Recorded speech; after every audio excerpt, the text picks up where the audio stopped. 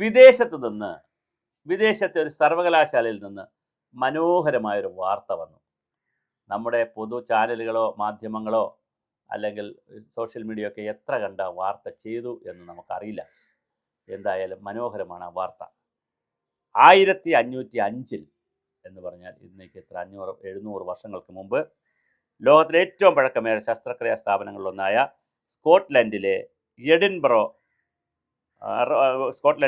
Royal college of surgeons of Edinburgh 700 വർഷം പാരമ്പര്യമുള്ള ഒരു ലോകത്തിലെ ഏറ്റവും പ്രധാനപ്പെട്ട ഒരു സർജറി ഇൻസ്റ്റിറ്റ്യൂട്ട് അല്ലെങ്കിൽ സ്ഥാപനം, ഒരു കോളേജ് ഇക്കഴിഞ്ഞ ദിവസം അതിൻ്റെ ഓഡിറ്റോറിയത്തിൽ മഹർഷി സുശ്രുതൻ്റെ, ഇന്ത്യയിലെ മഹർഷിയായിട്ടുള്ള സുശ്രുത മഹർഷിയുടെ 90 കിലോ ഭാരമുള്ള വെങ്കല പ്രതിമ സ്ഥാപിച്ചത് വാർത്തയായിരുന്നു.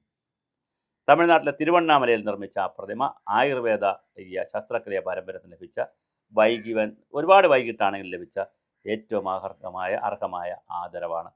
ഓസ്ട്രേലിയയിലെ റോയൽ ഓസ്ട്രേലിയൻ കോളേജ് ഓഫ് സർജൻസിലും ഫാദർ ഓഫ് സർജറി എന്നെഴുതി കൊണ്ടുള്ള സുശ്രുതൻ്റെ പ്രതിമയുണ്ട്. ഇന്ത്യയിൽ നമ്മളിപ്പോഴും ഇത് അംഗീകരിച്ചിട്ടില്ല എന്നുള്ളത് വളരെ പ്രധാനം. നമ്മൾ ധന്വന്തരി വരെ നിൽക്കുന്നേ ഉള്ളൂ. സുശ്രുതനെയും ചരകനെയും ഒന്നും നമ്മളിപ്പോൾ ഗൗരവമായി അംഗീകരിച്ചിട്ടില്ല. ആയുർവേദക്കാർ പോലും അംഗീകരിച്ചിട്ടില്ല. അതാണ് സങ്കടം. ഇന്ന് ആയുർവേദം കപടശാസ്ത്രം എന്ന് പറയുന്നവർ ഭാവനയിൽ പോലും കാണാനിടയില്ലാത്ത ഒരു ലോകം 2600 വർഷങ്ങൾക്ക് മുമ്പ് കാശിയിൽ ഉണ്ടായിരുന്നു. 300-ലധികം ശസ്ത്രക്രിയകൾ, 124 ലോഹ ഉപകരണങ്ങൾ, ലോകത്തിലെ ആദ്യ ശസ്ത്രക്രിയാ ഗ്രന്ഥം. ആ അറിവ് ഭാരതത്തിൽ നിന്നും പാശ്ചാത്യ ലോകത്തേക്ക് പടർന്നതിൻ്റെ ചരിത്രം പലർക്കും അറിയില്ല, അല്ലെങ്കിൽ അറിഞ്ഞവർ പ്രചരിപ്പിക്കുന്നില്ല. സുശ്രുതൻ്റെ സംഹിതയും മറ്റും 8-ാം നൂറ്റാണ്ടിൽ അബ്ബാസിദ് ഖലീഫയുടെ കാലത്ത് അറബിയിലേക്ക് മൊഴിമാറ്റം ചെയ്യുകയും അതിലെ പ്ലാസ്റ്റിക് സർജറി വിദ്യ പിന്നീട് യൂറോപ്പിൽ, വിശേഷിച്ചും ഇറ്റലിയിൽ എത്തിച്ചേരുകയും ചെയ്തതിൻ്റെ ചരിത്രം the Oxford illustrated companion to മെഡിസിനിൽ വിവരിച്ചിട്ടുണ്ട്. ഇതൊന്നും ചരിത്രവും പഠിക്കുന്നില്ല, പിന്നെ ഈ വിഷയങ്ങളും ആരും വായിക്കുന്നില്ല എന്നുള്ളതാണ്. ബ്രിട്ടീഷ് ഫിസിഷ്യന്മാർ ആയുർവേദത്തിലെ പ്ലാസ്റ്റിക് സർജറി പ്രൊസീജിയർ കണ്ടുപിടിക്കാൻ വേണ്ടി മാത്രമായി ഭാരതത്തിലേക്ക് വന്നിരുന്നതായും ഈ പുസ്തകത്തിൽ സൂചിപ്പിച്ചിട്ടുണ്ട്. ഇംഗ്ലണ്ടിൽ റൈനോപ്ലാസ്റ്റി, മുറിഞ്ഞ മൂക്കിന് പുനർനിർമ്മിക്കുന്ന ശസ്ത്രക്രിയയെ സംബന്ധിച്ച് ആദ്യ ലേഖനം പ്രസിദ്ധീകരിക്കുന്നത് 1794 ജെന്റിൽമാൻസ് മാഗസിനിലാണ്. ബ്രിട്ടീഷ് സർജനായ കോളി ലയോൺ ലൂക്കാസ് എഴുതിയ ആ ലേഖനം ഭാരതത്തിലെ ഒരു കുംഭാര വൈദ്യൻ നടത്തിയ റൈനോപ്ലാസ്റ്റിയെക്കുറിച്ചുള്ളതായിരുന്നു. ഈ ലേഖനം പ്രസിദ്ധീകരിച്ച് 20 വർഷങ്ങൾക്ക് ശേഷം 1814 ഒക്ടോബർ 23 ഇംഗ്ലണ്ടിൽ ആദ്യമായി റൈനോപ്ലാസ്റ്റ് നടന്നത് എന്നതും ചരിത്രമാണ്. അത് ചെയ്ത ജോസഫ് കോൺസ്റ്റന്റൈൻ കാർപ്യോ 20 വർഷക്കാലം ഇന്ത്യയിൽ ജീവിച്ച് പ്ലാസ്റ്റിക് സർജറി രീതികൾ പഠിച്ച ശേഷമാണത്രേ തിരിച്ച് ഇംഗ്ലണ്ടിലെത്തി ഈ റൈനോപ്ലാസ്റ്റി ചെയ്യുന്നത്.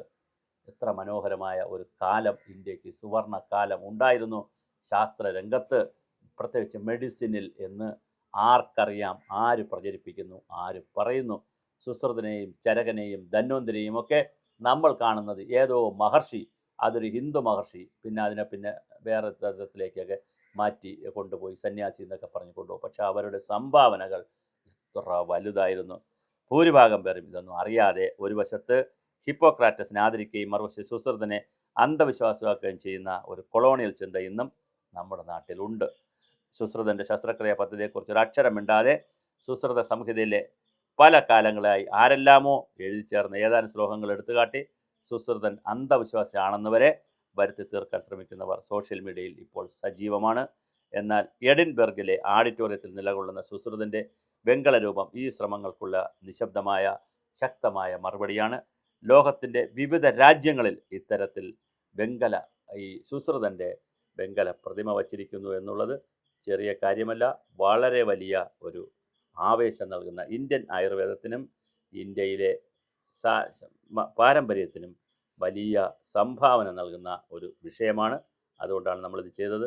ലോകം ഇങ്ങനെ ഈ പറയുന്ന കാര്യങ്ങളെ ആദരിക്കുമ്പോൾ ഇന്ത്യ ഇപ്പോഴും നമ്മൾ അന്ധവിശ്വാസമാണെന്നും ഇത് ശാസ്ത്രമല്ലെന്നും ആയുർവേദം കുഴപ്പമാണെന്നും ഒക്കെ പറഞ്ഞ് ഇത് കളയുമ്പോൾ ഇതിനെതിരെ ശക്തമായിട്ടുള്ള നിലപാടാണ് ലോകം സ്വീകരിക്കുന്നത്. വിവരമുള്ളവർ അല്ലെങ്കിൽ വിജ്ഞാനമുള്ളവർ ഇതൊക്കെ കൃത്യമായി പ്രയോജനപ്പെടുത്തുമ്പോൾ നമ്മളിപ്പോഴും പരസ്പരം കുറ്റപ്പെടുത്തി നടക്കുന്നു എന്നുള്ളതും വളരെ ഗൗരവതരമായ ഒരു വിഷയമാണ്.